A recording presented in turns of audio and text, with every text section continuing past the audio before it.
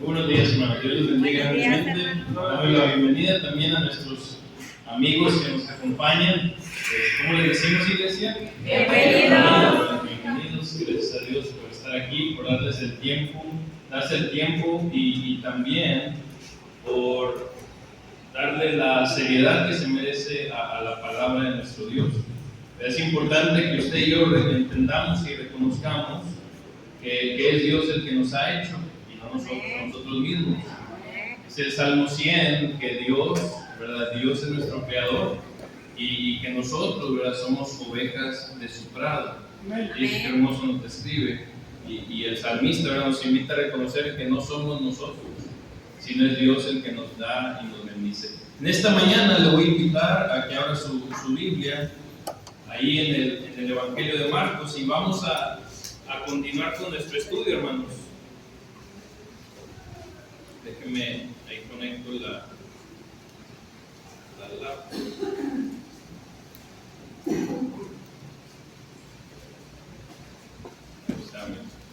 Vamos a continuar con el estudio del Evangelio de Marcos y una de las razones, fíjense, por las que hemos estado estudiando un Evangelio, dijimos que para poder predicar y compartir las buenas nuevas, el Evangelio de Cristo, pues es necesario entenderlo, ¿verdad? Y tenemos 4 evangelios para entender, pues, quién era nuestro Señor Jesús.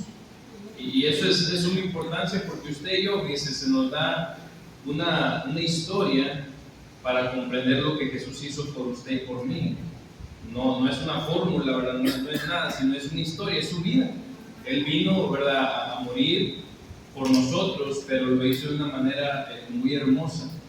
Este evangelio comienza diciendo principio del evangelio de Jesucristo, Hijo de Dios. Inmediatamente Marcos nos dice que este es el evangelio, este es el evangelio. ¿Y cuál es, verdad, ese evangelio, esas buenas nuevas? Bueno, se pudiera resumir de diferentes maneras, porque dice uno de los apóstoles, el apóstol Pablo, dice que Jesús vino a morir por nosotros, los pecadores, y él dice, de los cuales yo soy el primero.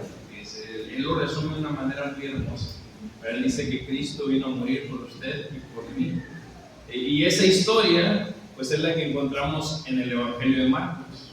Ahora, Marcos, para recordar un poquito, fíjese, se divide en 2 partes. Marcos capítulos del 1 al 8 y Marcos del 9 al 16.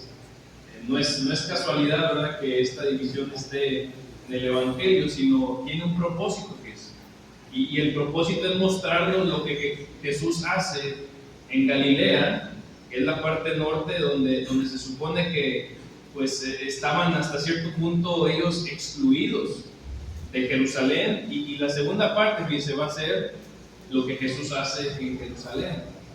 Y en medio, dice, de este evangelio encontramos el siguiente versículo. Vaya conmigo a Marcos capítulo 8, versículo 29. Marcos 8, 29. Dice, cuando Jesús está con sus discípulos, y llegaremos a ese punto, él dice que los lleva por las aldeas de Cesarea de Filipo. Y estando en el camino, él les pregunta, ¿quién dicen los hombres que soy yo? Y ellos le contestan, bueno, unos dicen que eres Juan el Bautista, otros dicen que eres Elías y otros alguno de los profetas. Y él les hace entonces la pregunta personal y dice, bueno, ¿quiénes dicen ustedes que soy yo? Han estado conmigo, ¿verdad?, cierto tiempo, y ahora, ¿quiénes dicen ustedes que soy? Fíjense, esa pregunta es muy importante porque es la misma pregunta que usted y yo nos tenemos que hacer. Después de leer el Evangelio, usted y yo tenemos que preguntarnos, bueno, ¿quién es Jesús para usted y para mí? ¿Quién es? Y la respuesta, dice la respuesta que da el apóstol Pedro. Él dijo, respondiendo, le dijo, tú eres el Cristo. Quiere decir, tú eres el que vino a cumplir las profecías, el que va a venir a morir en la cruz y nos va a dar salvación. Fíjense qué hermoso. Es decir, esa pregunta es muy hermosa porque se va a llevar hasta el final del Evangelio, hermano. Estando él en la cruz y al morir, fíjense, un centurión va a decir verdaderamente, este era el Hijo de Dios. Entonces, a través del Evangelio, usted y yo vamos a ver cómo la gente se va a ver retada o se va a ver cuestionada acerca de quién es Jesús. Y en esta ocasión, fíjense, vamos a ver Marcos capítulo 3. Los llevé ahí a Marcos capítulo 8 porque pudiéramos decir es el ombligo de este Evangelio. Pero en Marcos capítulo 3, fíjense, Marcos nos va a narrar qué pasó después de los enfrentamientos que tuvo Jesús con los líderes religiosos. Si usted recuerda, los líderes religiosos han comenzado a seguir a Jesús, ahí en Marcos capítulo 2, y ellos lo están persiguiendo diciendo, pues, ¿quién es este que puede perdonar los pecados? Ellos se preguntan, ¿verdad? Y dicen, pues, ¿quién es Jesús? Esa es la pregunta. Y después, ¿verdad? Jesús, a través de estos enfrentamientos, el último enfrentamiento, dice, Jesús los reta a ellos. Y les hace la siguiente pregunta, les dice, ¿es lícito en los días de reposo hacer bien o hacer mal, salvar la vida o quitarla? ¿Por qué Jesús pone en contraste, dice, la vida con el día de reposo? Porque para el judío, dice, era más importante guardar la ley que cuidar la vida. Qué interesante, ¿verdad? Ellos decían, pues es mejor cuidar la ley que cuidar la vida. Y mucha gente hasta el día de hoy quiere seguir guardando la ley del Antiguo Testamento. Algunos quieren seguirse reuniendo el sábado porque dicen que el sábado es el día, ¿verdad?, que Dios le mandó al pueblo de Israel. Y es verdad que se lo mandó al pueblo de Israel, pero ese pacto, que es esa ley, quedó clavada en la cruz, ¿verdad? Y usted y yo hemos venido a ser, ¿verdad?, hechos nuevos en Cristo, y ahora venimos a reunirnos en el día en el que nuestro Señor Jesús resucitó, que fue el primer día de la semana. Y entonces, después de esto, dice versículo 5, léalo conmigo, dice versículo 5.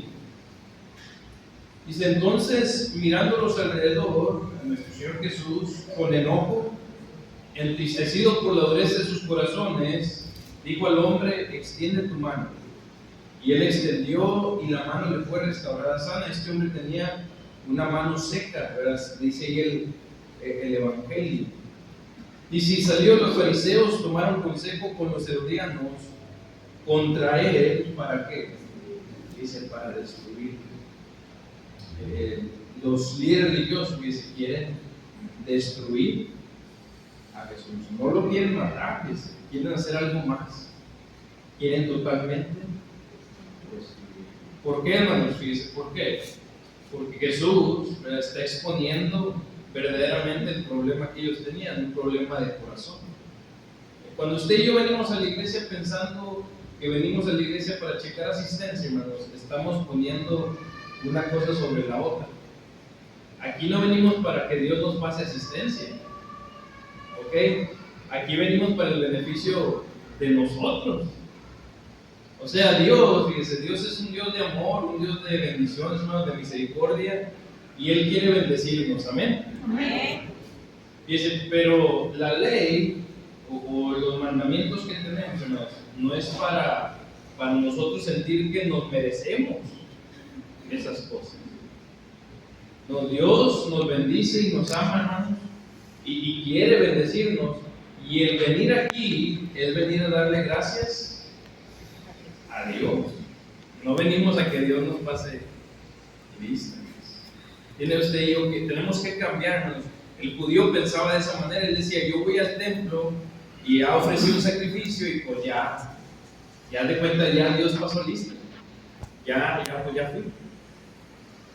Y lamentablemente a veces así es. Usted y yo tenemos que ver más allá, hermanos, y verdaderamente pensar en el agradecimiento que usted y yo tenemos para con Dios. No venimos aquí para que Dios nos bendiga, ya nos bendijo.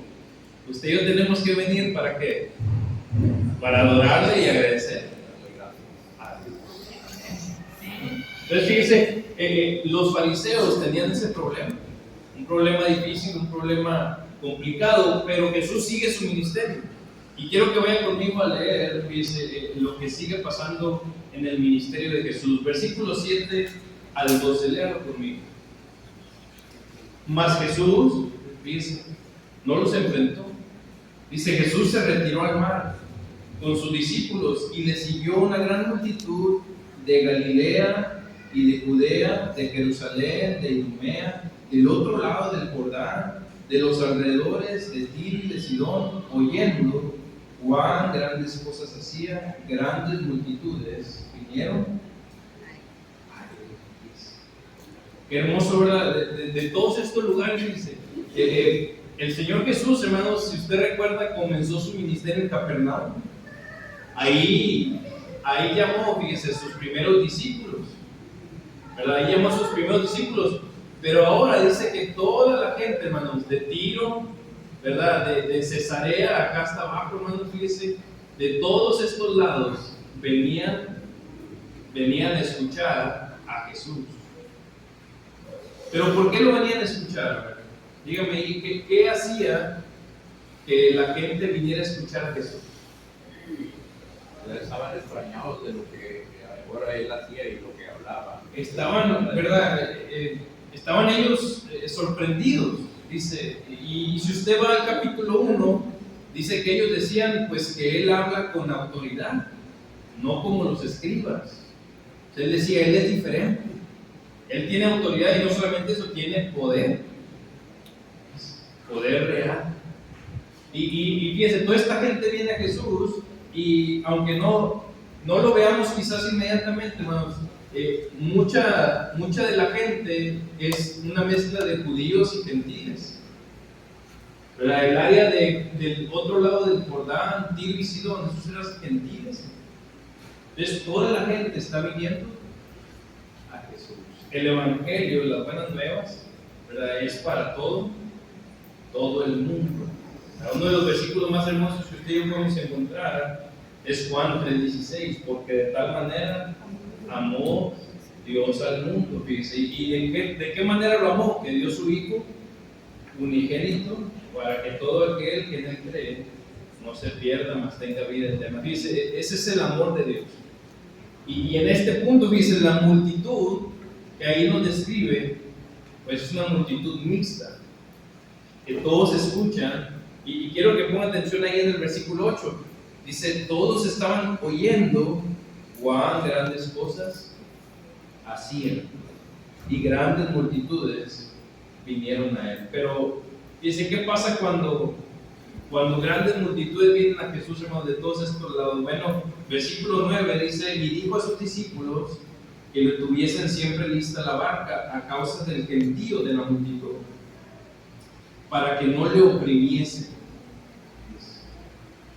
¿Por qué cree que la gente oprimía a Jesús? Quería tocarlo. Quería tocarlo, ¿por qué no? Porque sabían que tenía poder. Porque sabían que tenía poder. Querían traerle a los enfermos. Y se vaya conmigo ahí a Marcos capítulo 1.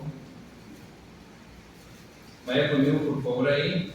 Marcos 1, versículo 32. Para que más o menos entendamos, fíjese, lo que la gente estaba haciendo con Jesús. Cuando llegó la noche, dice Marcos 1:32, luego que el sol se puso, le trajeron todos los que tenían enfermos y a los endemoniados, y toda la ciudad se agolpó a la puerta y sanó a muchos que estaban enfermos de diversas enfermedades, y echó fuera muchos demonios, y no dejaba hablar a los demonios, porque ¿qué? Pero fíjense, toda la gente venía a Jesús, todos venían cargando sus enfermos. Venían trayendo a aquellos que estaban endemoniados. ¿Usted cree que era poquita gente? No, mucha gente. Tanta gente era, dice, que Marcos dice que le oprimían. Versículo 10 dice, porque había sanado, vaya conmigo allá a Marcos 3:10. Dice, porque había sanado a muchos, de manera que por tocarle, cuantos tenían plagas caían sobre él. Y los espíritus inmundos al verle se postraban delante de él y daban voces diciendo, tú eres el Hijo de Dios, fíjese. Mas él le reprendía mucho para que no le destruyese. Fíjese, hasta este punto, Jesús nos ha dado dos propósitos importantes en su ministerio. El primero es predicar. El primero es predicar. El segundo es llamar a enfermos o pecadores. ¿Recuerda usted esa frase que dice Jesús? Yo no he venido a llamar a justos, ¿verdad?, sino a pecadores. Los sanos no tienen necesidad de médico, sino los enfermos, dice nuestro Señor Jesús. Y Jesús dice, bueno, ustedes se creen justos, pues no tienen necesidad de mí. Yo vengo a los que tienen necesidad de mí, que son los pecadores. ¿Por qué es importante eso? Dice, porque para venir a Cristo es necesario que reconozcamos que le necesitamos. La gente venía a Jesús porque reconocían que Jesús tenía el poder. Y un ejemplo de eso era el paralítico y sus amigos, ¿verdad? ¿Qué hicieron estos amigos? O lo cargaron, y se lo cargaron, hicieron un pozo, ¿verdad? Lo bajaron y a ellos querían que su amigo escuchara las buenas nuevas de salvación. Dice que hermoso. Entonces Jesús tiene este poder, hermanos, pero aunque Él pudo sanar a toda la gente, ¿verdad?, la gente tenía que venir a Él. ¿Estamos de acuerdo? Jesús tenía el poder de sanar a todos. Estamos conscientes de eso. Él pudo haber dicho, ya que se acaban las enfermedades, y se acababan. Pero ¿qué propósito tiene el que sane las enfermedades? Que vengan a Él, que reconozcan que verdaderamente es correcto. Y de la misma manera, fíjese, es el día de hoy. Dios quiere que vengamos a Él. Dios quiere que le busquemos a Él. La gente dice, no, yo creo en Dios, ¿verdad?, ahí en mi casa. Pero se olvidan que Dios, pues, nos ha dejado su palabra. Y aquí está lo que Él nos ha pedido que hagamos. Dice, Él habla de la iglesia como una bendición. Habla de la iglesia como un lugar en donde está la bendición en Cristo, como un lugar donde encontramos todas las cosas que necesitamos. Dígame. Quería opinar, hermano, de que para las personas nuevas, visitantes, ¿verdad?, que a veces pues, traen un problema de enfermedad física del cuerpo. Sí. Y si Dios puede sanar, obviamente tiene el poder Cristo de sanar en estos tiempos, pero hay que dejar claro que lo que en este tiempo quiere sanar Cristo es la enfermedad espiritual que se llama pecado, dejar de pecar para buscar agradar a Dios. Entonces sí tiene el poder, porque lo vemos, vienen las personas enfermas, pero el problema es que las sanan y no se van.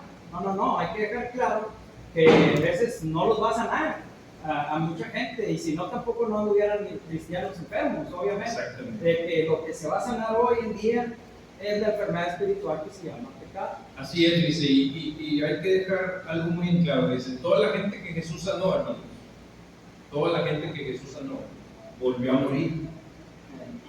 ¿Está de acuerdo? O sea, no hay ahorita un inmortal del tiempo de Jesús. Todos murieron. Pero lo que Jesús les predica es una vida después. Y dice que hermoso. Entonces, el sanarnos usted de alguna enfermedad, pues no significa que no nos vamos a volver a enfermar. Nos vamos a volver a enfermar. Pero la clave está en confiar en quién. En Dios. Señor, si tú me sanaste, yo confío en ti. Y si no me sanas, voy a seguir confiando. Y porque yo sé que si muero, pues ¿con quién voy a ir? Pero la única manera de saber eso, fíjese, es a través de su palabra, es a través de estar aquí en su iglesia. Y fíjese, me impacta esta frase, dice que los espíritus inmundos al verle se postraban. Esa palabra postrarse es postrarse de respeto, de adoración. Y dice que ellos delante de él daban voces diciendo, tú eres el Hijo. ¿Se acuerdan la pregunta que les hace Cristo a sus discípulos? ¿Quién dicen ustedes que yo soy? Bueno, los espíritus inmundos sí saben quién es Jesús. Ellos saben que Jesús es el Hijo de Dios y por eso se postran. Pero hay un contraste que es muy importante, que los líderes religiosos, los que suponía que esperaban al Mesías, en vez de postrarse y adorarlo, hermanos, ellos estaban buscando, dice versículo 6, destruir. Por eso dice Juan que a los suyos vino y los suyos no lo recibieron. ¿Por qué? Porque él venía a su pueblo, él venía a sanar a su pueblo, pero ellos en vez de recibirlo, ellos querían matarlo. Hay otra observación, hermano, muy Sí. buena para las personas, ¿verdad? Que estamos aquí. Así es. Dice que siempre que los espíritus de Belial se postraban, hay que entender que los espíritus estaban dentro de la persona. Exactamente. O sea, no era un espíritu que las personas que podemos imaginar un espíritu físico sin un cuerpo. Sí. No, así la puro no, estaba dentro de las personas. Porque luego dice, y él se advertía seriamente que no manifestaran quién era. Entonces, obviamente él venía, acuérdense, el Gadareno, ¿verdad? Que lo vamos a ver. Identificó rápidamente que él era el Cristo, el Dios viviente. Entonces, así, pues, para que nos imaginemos el momento que... Ahora, fíjese, y los demonios en aquel entonces, pues no son como lo dibujan en las películas, no echaban que vómito, ¿verdad? Y todo eso. No. Fíjese, estos demonios atentaban en contra de las personas. Y un ejemplo de eso lo vamos a ver con el Gadareno. Fíjese, ese demonio que él tenía, dice que lo llevaba a vivir entre los muertos, en los sepulcros. Muy difícil, ¿verdad? Una persona así. Y pues él era un ser humano, pero estaba endemoniado. Y lo vamos a ver en un futuro. Fíjese, pero cuando estos, ¿verdad?, espíritus inmundos reconocen quién es Jesús, Jesús los calla. ¿Por qué cree usted que Jesús calla a estos espíritus inmundos? Todavía no era el tiempo, dice el hermano, es correcto. Pero él quería que la gente verdaderamente, pues, escuchara, ¿verdad? Y descubriera quién es él. Por eso la pregunta después a Pedro: ¿quién dicen ustedes que yo soy? ¿Ya? Es muy importante. Y después de esto, dice, Jesús llama a sus 12 discípulos, a sus 12 apóstoles. Vaya conmigo a leer conmigo Marcos capítulo 3, versículo 13. Dice que después de esto, dice, se retiró al monte. Dice, después subió al monte y llamó así a los que él quiso y vinieron a él. Dice, y estableció a 12 para que estuviesen con él y para enviarlos a predicar. Dice, ponga mucha atención al propósito para que los llama. Primero a predicar, para que estuviesen con él. Versículo 15, y que tuviesen autoridad para sanar enfermedades y para echar fuera demonios. A Simón, a quien puso por sobrenombre Pedro, a Jacobo, hijo de Zebedeo, y a Juan, hermano de Jacobo, a quienes apellidó Boanerges, esto es hijos de Rubén, a Andrés, Felipe, Bartolomé, Mateo, Tomás, Jacobo, hijo de Alfeo, Tadeo, Simón el cananista y Judas Iscariote, el que le entregó. Y vinieron a casa. Quiero que notemos estos propósitos, hermano. Dice, el primero de ellos es para que estuviesen. ¿Por qué era importante que los apóstoles estuviesen con Cristo? A su Señor Jesús. Primero para aprender, dice el hermano. ¿Okay? ¿Para qué más? Para ver el poder. Ellos tenían que ser testigos. Ellos tenían que escuchar. Ellos tenían que ver también el amor de Jesús para con las personas. ¿Se acuerda usted ahorita que dijimos que había una multitud mixta? O sea, Jesús tenía una multitud mixta, no nada más de judíos. ¿Qué quiere decir? Que sus discípulos iban a hablarle también a judíos y a no judíos. Entonces, fíjense, ellos tenían que estar con él ¿para qué? Para aprender. Pero también hay una parte muy importante del ministerio de Jesús y de sus apóstoles. Jesús les llama a sus apóstoles sus amigos. Ellos eran amigos de Jesús. ¿Qué significa ser amigo de alguien? Pues se cuidaban, ¿verdad? Se ayudaban, dice el hermano. Lealtad, es correcto. ¿Qué más? Se cuidaban mutuamente, proveían el uno para el otro, ¿verdad? Entre ellos había pescadores. ¿Usted no cree que ellos pescaban y les daban de comer a los demás? Dice, Jesús entiende, hermanos, que su ministerio necesitaba tener amistades. Usted y yo necesitamos amigos que nos lleven al bien y no al mal. ¿Por qué cree usted que eso sea necesario? Fíjese lo que dice la palabra de Dios: las malas conversaciones corrompen las buenas costumbres. ¿Qué quiere decir? Si usted tiene una buena costumbre pero tiene una mala amistad, pues ¿a dónde lo va a llevar? Entonces, si tú tienes un amigo, ¿verdad?, que no anda bien y tú eres cristiano, tú puedes llevarlo por el buen camino. Tú puedes decirle: ¿sabes qué? Piénsale bien, esto que estás haciendo no está bien. Te vas a hallar a ti y vas a hallar también a los demás. Dios quiere que usted y yo veamos ese ejemplo en Jesús. Jesús los estaba guiando a ser unas mejores personas. ¿Y cómo lo iban a hacer, hermanos? Bueno, primero predicando el mensaje de Jesús. ¿Qué predicaba Jesús? El evangelio del reino de Dios. Eso predicaba el Señor Jesús. Y también les dio autoridad, dice ahí Marcos, para que sanaran y para que sacaran también. Pues Jesús les está dando, fíjese, todo lo que él hacía. ¿Qué significa eso, hermanos? Que ellos tenían el mismo poder que tenía Jesús. Amén. Amén. Y eso es muy importante, porque usted y yo el día de hoy, pues quizás conocemos personas que, o quizás van a una iglesia donde dicen que ahí sanan y que ahí tienen poder. La pregunta que yo les haría a esas personas, les diría: bueno, tienes que sanar a alguien así como lo dijo Jesús. Si alguien ya no tenía una mano, se la tienes que regresar. No, dice, me dijo una vez una persona: no, pues que ya no se puede. Pues entonces, ¿el Espíritu Santo cambió? No puede cambiar. Dios es el mismo ayer, hoy y siempre. Entonces dice, el poder de Dios tiene que ser el mismo ayer, hoy y siempre. Entonces los apóstoles, ellos tenían el mismo poder. ¿Sabe por qué? Porque el sanar enfermedades, el sacar demonios, corroboraba lo que ellos predicaban. ¿Está de acuerdo? Jesús, él predicaba, y cuando él predicaba, él sanaba. Y cuando él sanaba, la gente decía: pues verdaderamente él tiene poder. Y le escuchaban. Ok, estos hombres fueron hombres de fe, hombres que dejaron todo por seguir a Jesús, ¿verdad? A Jesús. Y dentro de ellos, fíjense, está el último. Marcos lo pone al último, a Judas. El que dice igual, dice Marcos, el que le entregó. Pero todavía no lo entregaban.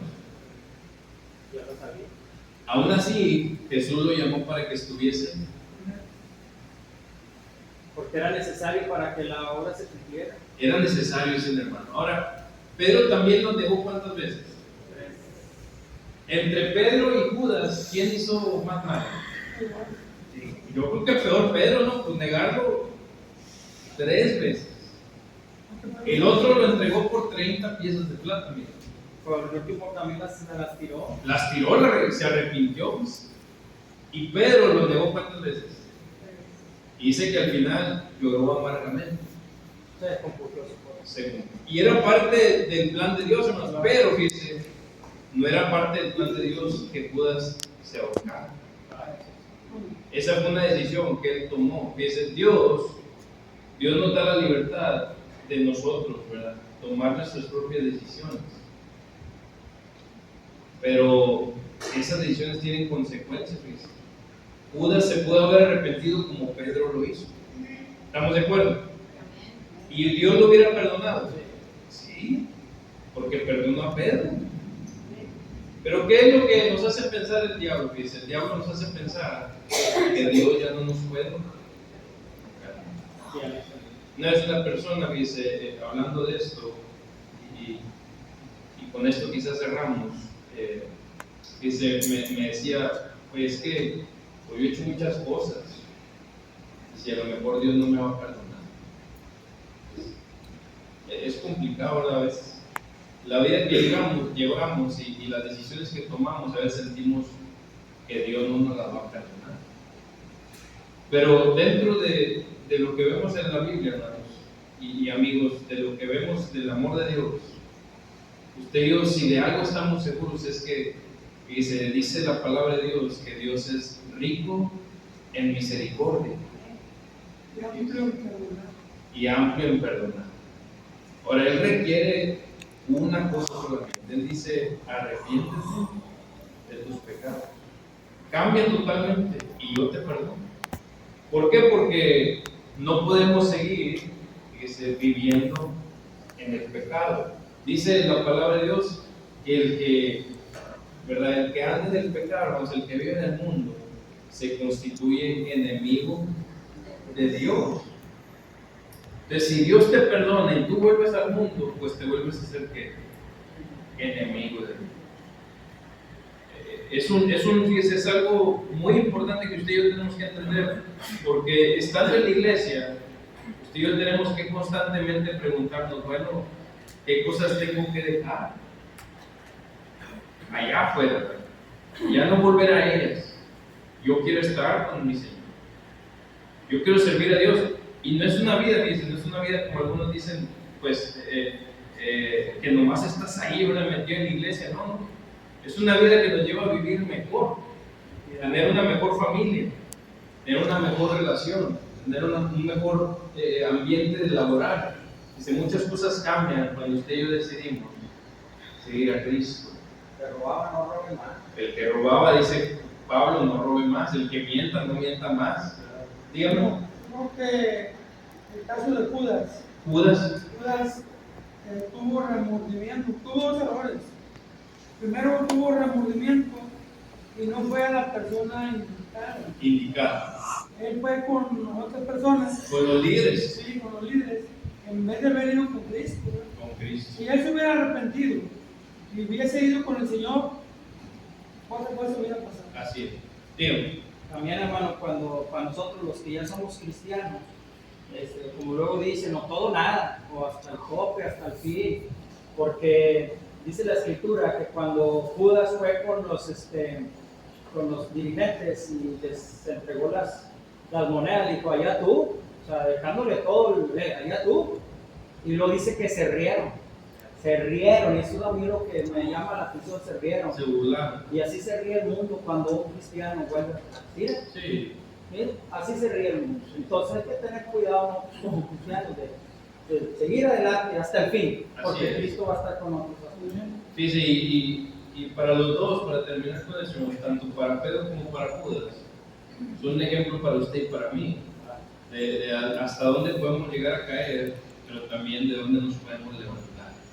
Hay personas, ¿verdad?, que se ven ya derrotadas y ya no se quieren levantar, pero no es Dios, fíjese. Dios no les dice: ya no te levantes. Somos nosotros mismos. Quiero que fíjese, vea conmigo esto, y lo vamos a dejar para la próxima clase. Pero fíjese, a los 12, hermanos, a los 12 que llamó, Jesús los llamó, los dedicó, los enseñó, los probó y los envió a predicar. A los 12, sabiendo que Judas le iba a entregar y sabiendo que Pedro le iba a negar 3 veces. Y dice, sabiendo todo eso del Señor Jesús, Él se tomó el tiempo de enseñarlos, entrenarlos, cuidarlos, hermanos, proveerles. Porque dentro de los 5,000 que Él alimentó, ¿quién también comió? Los apóstoles. Dentro de los 4,000 que alimentó, también comieron los apóstoles. Todos los milagros que Jesús hizo lo vieron los 12 apóstoles. Y aún así, ¿verdad? 2 de ellos, uno lo negó y el otro, pero Él no dejó de amarlos, no dejó de amarlos, porque Él sabía que la decisión al final estaba en Él. Dios, hermanos, no nos deja de amar, pero Él sabe que la decisión está en usted y en mí. Seguirle a Él está en usted y en mí. Él nos da la decisión. Dios nos bendice, fíjese, familia, trabajo, bienes, vida.